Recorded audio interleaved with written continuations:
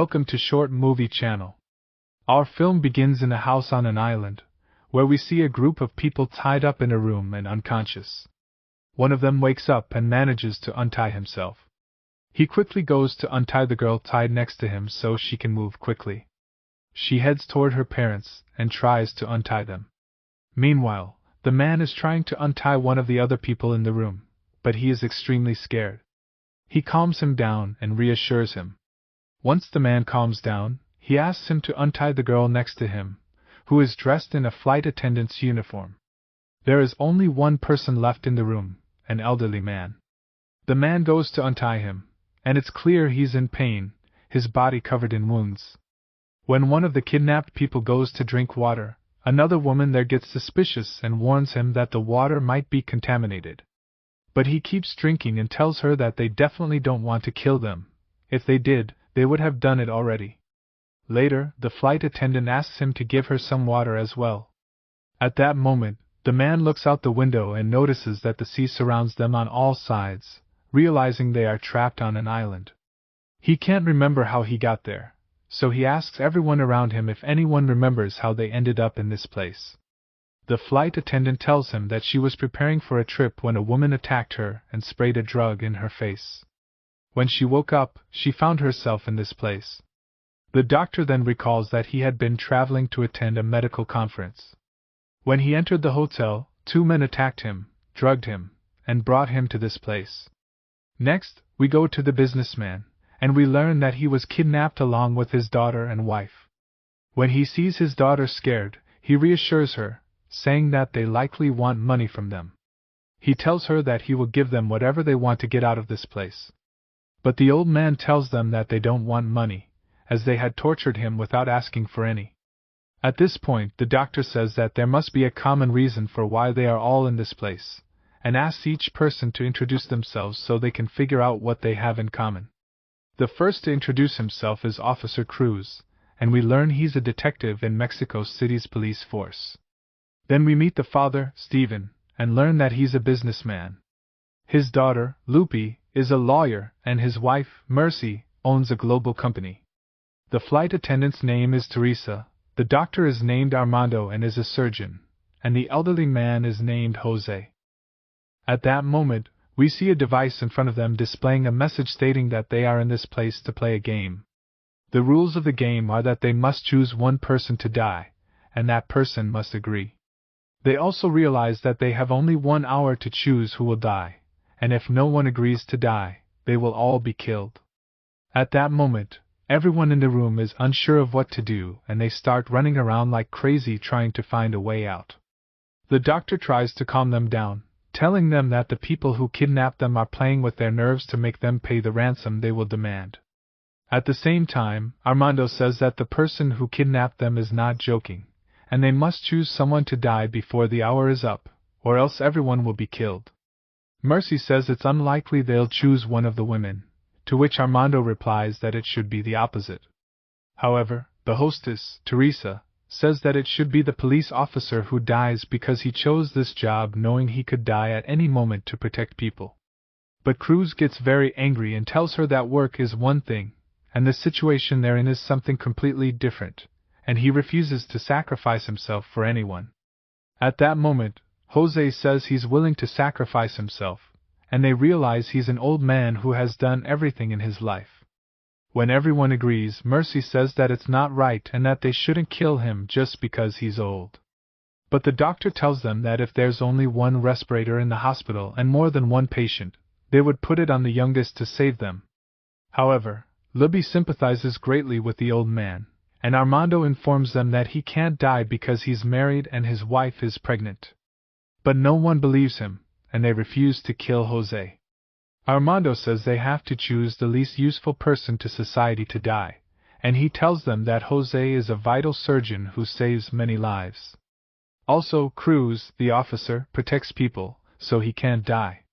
Mercy gets angry and tells him that her company and her family employ more than 50,000 people, and if they all die, those people will end up on the streets.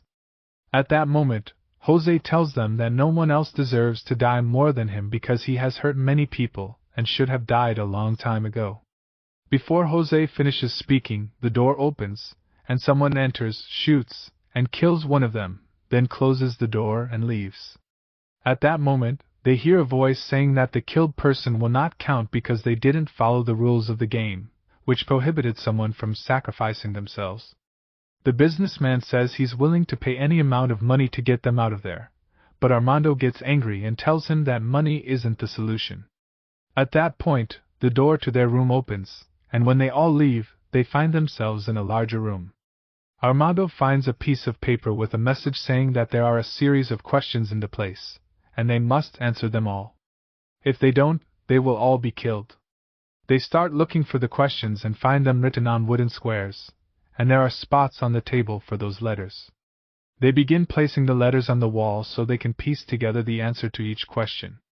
By collecting the first letter of each answer, they'll find out the reason they were kidnapped.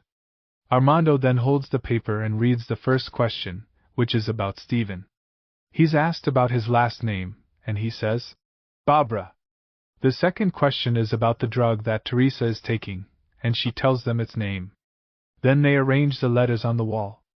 Next, they ask Libby about her forged certificate, and she admits that she forged her high school diploma. They ask Cruz about the name of the partner who cheated on him, and he tells them his name. After that, they ask Mercy about her sister's name, but Libby says her mother is an only child and has no siblings. Mercy tells them that she has a sister named Ophelia. Libby is surprised because she didn't know she had an aunt. But her mother tells her that Ophelia died before she was born. With that, they've solved all the questions and are trying to figure out why they were brought here. They read the name, Pablo Vega, on the wall. At that moment, everyone gets scared, and Cruz tells them that Pablo is a serial killer he has been trying to catch for a long time. One day, he got a report saying that Pablo was in a hotel, and when Cruz went there to arrest him, he accidentally killed his wife, and Pablo managed to escape. Cruz reveals that Pablo was a ruthless criminal and tells them about the time he killed a judge and made his children write on the wall in blood that their father was a corrupt judge. Then Dr. Armando has a strange moment where he screams, saying, "She came to the hospital dead, and I couldn't save her." He insists that he wasn't the reason she died. When Lope tries to calm him down, he tells her that Pablo's mother had an accident, came to the hospital, but she was already dead, and he couldn't save her. At that moment, Teresa gets startled and tells Armando that he's lying, and that she was the one who hit Pablo's mother with her car and fled. She is sure that the woman was still alive when she hit her, and after searching through the city's hospitals, she found out that she made it to the hospital, went into surgery alive, and came out dead. This means that the doctor must have killed her. But Armando gets angry and hits Teresa, saying that she should be the one to die. Cruz resists and becomes exhausted from the situation. But Armando insists that Teresa must be the one to die because she was drunk when she hit the woman.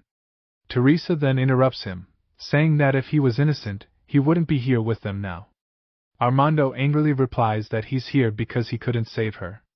At that moment, the recorder starts, and they hear the voice of the nurse who was in the operation with him. She says that Pablo's mother died due to medical error, and the mistake was made by the doctor during the surgery. At that moment, Armando recalls the son of the patient he had tried to fight with after his mother died, and he realizes it was Pablo. Armando begs Pablo for forgiveness, and they learn that he hasn't made any mistakes in his life except for that one. At that moment, Armando says that Cruz also killed an innocent person, so why shouldn't he be the one to die? But Teresa interrupts them and says that she votes to kill Armando and asks Mercy and her family to do the same. But her husband tells them that this is a problem for the three of them, and his family has nothing to do with it. At that point, Steven tells them that his family has nothing to do with Pablo, but the officer insists and continues to ask Mercy about the reason they are all here. Mercy remembers that Pablo's mother, Patricia, worked for them and was pregnant. She decided to quit her job, and they allowed her to leave. At that moment, the doctor tells her that her husband is the father of the child, but Steven denies it and continues talking. After a while, another door opens, and they all move towards it until they reach a room filled with pictures. They hear a voice telling them that the truth is in the details, and there is less than half an hour left before the time is up for them to choose someone to die. At that moment, we see Mercy asking her husband to vote for the family's sake so that no one dies. They all continue searching the room, and Teresa and Lope stop in front of a picture that says, "I live with my mom." Teresa gets very sad and starts thinking about her son, who was taken by his father to live with him because Teresa was an addict and didn't deserve to be his mother. At that time, Lupe goes to her mother and tells her that they might be able to buy Teresa's vote because she has a son. If they give her money, she'll agree to vote for them. Then we see Armando bringing a picture with "Mom" written on it, along with Uncle Stephen and Mercy. When they ask Mercy about the photo, she tells them that her sister had a mental illness, and their father took her to the hospital for treatment. There, one of the nurses raped her, and she got pregnant by him. When she gave birth, she died. Then we go back in time and find out that the nurse was the bad man, the old man. Mercy then realizes that her son was born with a strange mark on his arm, and she learns that she gave money to the nurse to raise him. Lupe then scolds Teresa, asking how she could throw away her niece's son like that. Teresa responds, saying that she threw her niece's son out in the street, and because of that, he turned into a killer, just like everyone else now. We learn that the child is Pablo and that the nurse who raised him is the one who died. At that time, Armando tells them that time is running out, and they need to choose who will die. When Cruz and Teresa are asked, they say they won't sacrifice themselves. Armando says, "Neither will I." Then we see Armando saying to Stephen that he needs to sacrifice himself so that his wife and daughter can survive, but Stephen refuses to listen to him, and doesn't know what to do. Then we see Mercy telling Teresa that she could secure her son's life if she decides to die. Stephen reassures her and says that he will give the money to Cruz, who will deliver it to her son, but she refuses. She feels like they want to sacrifice her. We move to Cruz, who is very sad and says that he votes for Stephen to die. Armando also says the same thing. Then it's Teresa's turn, and she also chooses for Stephen to die. At that moment, Stephen raises his hand and votes for his own death, but his wife tells him that she's the one who deserves to die, not him. We learn that it was her who led Pablo to all of this. She asks everyone present to vote for her to die and makes her daughter and husband vote too, so she can die. They are all deeply upset. Mercy falls to the ground and says she agrees to die, and she stands up, preparing to be killed. When the door opens, no one enters to kill her. They all move toward the door and go into another room. They see a big table with food, and their names written on it. When they sit down, Teresa finds the drug she takes on the table. Armando tells her she needs to take it because she might die from the side effects, but she refuses. When Cruz and Armando eat some turkey, they find a knife inside, with the words "Kill yourself" written on it. The timer starts again. Armando takes the knife and moves towards Stephen, intending to kill him, but Stephen keeps resisting. In the end, Stephen manages to stab Armando with the knife and nearly kills him. Cruz then agrees to die to save their lives. They all know he will die anyway, so Armando agrees. Cruz takes the knife and stabs Armando again, killing him. At that moment, the countdown stops, and another room opens. When they walk through the door, they find themselves outside the house, but they've entered a maze. 2 armed men appear and try to kill them, so they all scatter in different directions. Teresa manages to escape the maze, and as she reaches the path, a car hits her. We find out that Cruz is the one driving, and he's Pablo. He kills her in the same way he killed his mother. At that moment, Teresa begs him not to kill her son. Pablo turns around, takes the car, and drives off. We go to Stephen and his family after they escape the maze. They reach a boat, hurry, and finally get on. Cruz is standing on the shore, telling them to wait. He runs quickly to join them on the boat. Mercy notices the mark on his hand and remembers her niece's son. She realizes Cruz is Pablo.